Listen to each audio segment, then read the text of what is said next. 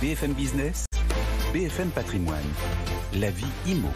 Bonjour dans la Cœur de Roi. Bonjour Cédric Decaux. On accueille ce matin Sophie Autongue. Bonjour Sophie. Bonjour Cédric, bonjour Marie. Pour finance, conseil, on a pas mal de sujets sur la table ce matin, bien évidemment. Mais d'abord, comment se porte votre marché en toute fin d'année là, ça reste le marché se porte très favorable. Très bien, hein. Comme vous le savez, on a eu des taux très bas tout au long de l'année. On peut encore emprunter aujourd'hui en dessous de 1% sur toutes les maturités. 0,60% sur 15 ans, 0,70% sur 20 ans et 0,95% sur 25 ans. On est toujours au-dessous des 1% sur 25 ans exactement, donc ce sont d'excellentes conditions. En moyenne, on a 1,05%. Donc, tout va bien du côté des taux et un marché de l'immobilier qui a été porté véritablement par ces taux bas. Et on a toujours accès facilement au crédit ou ça se complique un petit peu ? Alors, comme vous savez, les prix ont augmenté et forcément, ça a eu un impact. Et ce qu'on a pu, nous, étudier chez Finance Conseil, c'est que les Français ont dû mobiliser davantage d'apports personnels pour pouvoir emprunter. Et la progression est importante puisque elle est de l'ordre de 13% au niveau national, ce qui porte le montant de l'apport moyen à près de 30 000 €. Dans les régions où les prix ont progressé le plus, d'ailleurs, comme la Bretagne, par exemple, hein, on a des progressions de l'ordre de 14,8%, et bien là, il y a un bond de 43% de l'apport, 40% en Ile-de-France, donc c'est une progression qu'on voit un peu partout en France, sauf en région PACA, Nouvelle-Aquitaine ou Auvergne-Rhône-Alpes. Donc oui, de bonnes conditions, mais néanmoins, l'apport représente quand même 13% du montant emprunté. Et est-ce que finalement, c'est pas... Enfin, moi, je trouve que vos chiffres, ils sont extrêmement intéressants parce que est-ce qu'ils donnent pas justement la mesure des mouvements de population dont on a beaucoup parlé ces derniers mois après le premier confinement. C'est-à-dire effectivement voir la Bretagne qui est la championne de la hausse de l'apport personnel. Est-ce que c'est pas symptomatique de ces départs de gens qui sont partis sur la côte ouest? Est-ce que par exemple typiquement ces régions Auvergne-Rhône-Alpes, celles qui reculent, est-ce que c'est pas un désamour pour les grandes villes de ces régions-là au profit d'autres petites villes moins chères et donc du coup ça fait baisser l'apport? Est-ce que finalement ce curseur de l'apport personnel, il apporte pas à lui tout seul une idée du marché qu'on a aujourd'hui? Bien sûr, tout est lié. On voit qu'il y a eu un vrai attrait pour toute la côte atlantique. Donc les prix ont augmenté et il a fallu mobiliser davantage d'apports pour pouvoir emprunter.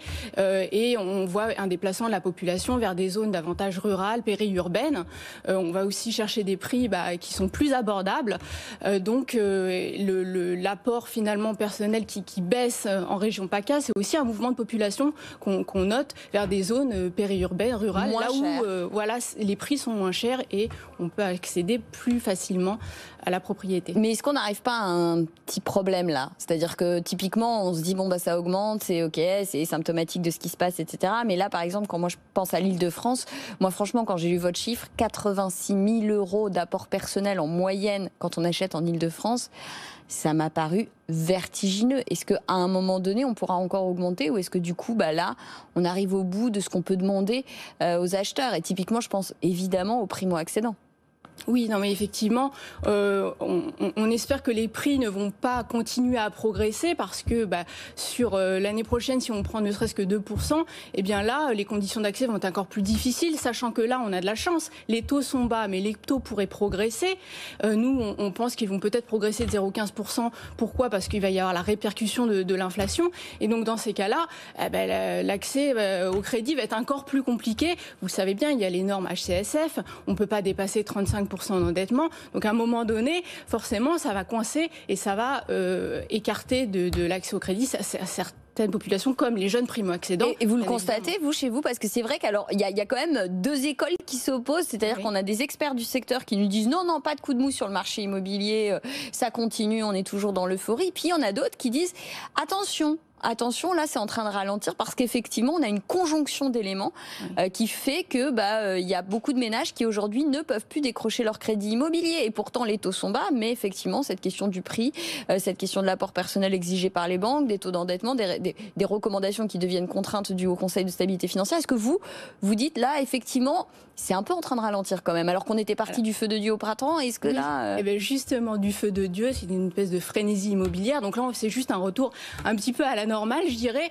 Nous, en plus, on a une très bonne implantation sur la côte atlantique qui a été très dynamique, donc on ressent moins ce ralentissement. Néanmoins, il est réel, hein, on l'a vu, tous les chiffres le disent, et c'est un petit peu annonciateur de ce qui va se passer en 2022, néanmoins, et on s'attend tout de même à une baisse de la production de crédit de l'ordre de 5%, c'est pas énorme, et néanmoins, voilà, on pressent qu'il va y avoir quand même un léger recul de la production de crédit lié simplement aussi à un ralentissement au niveau du marché immobilier.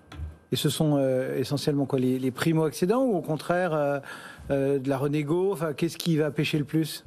Les primo-accédants, les jeunes primo-accédants, oui, effectivement. Il y a aussi toute la partie investissement locatif. Parce que vous savez qu'avec les normes HTSF, c'est encore plus compliqué puisqu'on ne prend pas en compte malheureusement le reste à vivre.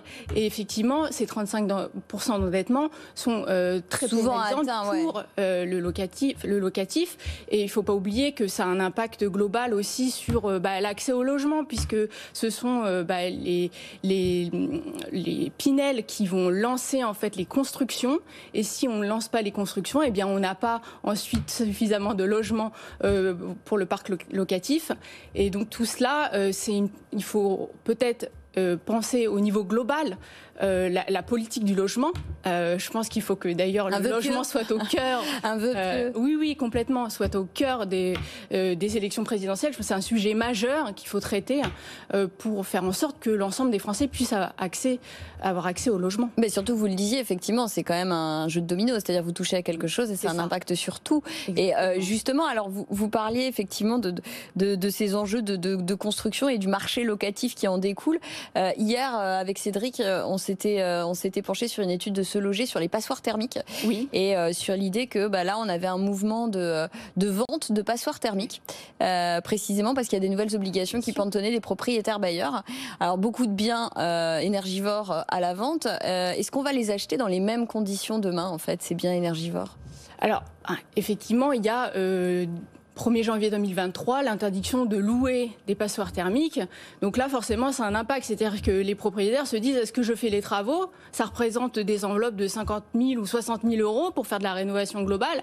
Et donc, du coup, ce qui se passe, c'est qu'il y a une mise en vente, effectivement, sur le marché de beaucoup de passoires thermiques de manière importante. Et c'est un sujet fondamental, hein, le sujet de la transition énergétique, puisque 4,8 millions de logements sont considérés comme des passoires thermiques. On a quand même 5,6 millions de ménages qui déclarent être en précarité énergétique. D'ailleurs, jeudi dernier, c'était la première journée nationale sur la précarité énergétique. La question, c'est de se dire que doivent faire les acteurs de la distribution de crédit immobilier pour accompagner cette transition énergétique. Eh bien, ce sont d'ailleurs les préconisations de la Banque centrale européenne dans le cadre d'un guide relatif aux impacts climatiques, où on demande aux établissements bancaires d'accompagner cette transition en modulant les tarifs et notamment ce qu'on va voir en 2022, c'est que le taux va varier en fonction du DPE. Donc ça veut dire première. Alors, Sophie, on va le faire très simplement. Ça veut dire quoi? Ça veut dire que moi, j'ai envie d'acheter une passoire. Bon, je suis folle, ok, mais j'ai envie d'acheter une passoire. Je vais aller voir ma banque et potentiellement, elle va me proposer quoi? Un taux plus faible pour m'accompagner ou un taux plus fort pour me pénaliser? Alors là, on est dans un cadre de taux bas. Je pense qu'on va aller plus sur un taux plus élevé, hein, peut-être 0,10% de plus si vous achetez un bien énergivore, ou peut-être qu'on va dire on vous maintient le taux, mais vous devrez inclure dans le plan de financement la rénovation et les travaux et le coût des travaux. Et donc potentiellement, effectivement, l'accès au crédit aussi peut être plus compliqué pour ceux qui souhaiteraient justement acheter une passoire. Oui, forcément, il va y avoir un impact. Mais on ne pourrait pas faire un distinguo entre moi, j'achète la passoire pour mon usage, parce qu'après tout, j'adore les passoires, et j'achète la passoire pour la mettre en location. Parce que vous aimez avoir froid. Parce que j'adore avoir froid. Non, mais parce que c'est un vrai sujet, c'est-à-dire qu'effectivement, les contraintes, elles pantonnaient des propriétaires bailleurs. A priori, les propriétaires occupants, ils ont tout intérêt à faire les travaux qui s'imposent, on est bien d'accord. Mais est-ce que les banques feront le distinguo sur l'usage de mon achat immobilier? Je ne pense pas. Hein. L'objectif, c'est 2050, neutralité carbone. C'est pour tout le monde. Donc, je ne pense pas qu'il y ait de distinguo. Là, c'est quand même une révolution. Hein, parce que jusqu'alors, sur les conditions d'octroi du crédit, on analysait simplement le profil client, donc les revenus, les charges. Et là, on va faire quoi? On va analyser le bien, la valeur verte du bien. Donc là, c'est vraiment une nouveauté, mais il y a une logique derrière tout ça, puisque vous savez que lorsqu'on est dans un bien énergivore, eh bien les factures d'énergie s'élèvent jusqu'à 6 fois plus qu'un bien BBC, et donc c'est un impact sur l'endettement. Donc tout ça doit être analysé de manière globale. Et également, vous avez des biens qui sont valorisés à plus de 20% lorsqu'ils sont basse consommation par rapport à un bien énergivore. Donc en termes de risque, la banque l'a bien compris. Et elle va analyser ça de manière globale. Et ça, dès l'année prochaine, Sophie, c'est votre position ? Et là, ça, dès l'année prochaine. Donc nous, c'est quelque chose qu'on a analysé, auquel nous sommes sensibles chez Finance Conseil. D'ailleurs, dès la fin du mois, on lance un partenariat pour accompagner notre clientèle qui est de plus en plus demandeuse, qui nous dit mais comment on doit faire pour les travaux. Et donc, on va pouvoir nouer ce partenariat à la fin du mois et accompagner notre clientèle. Voilà. Sophie Otong et Finance Conseil, merci beaucoup. Merci Sophie d'être passée nous voir. Merci Marie. Bon week-end, on se retrouve lundi. À lundi. À lundi.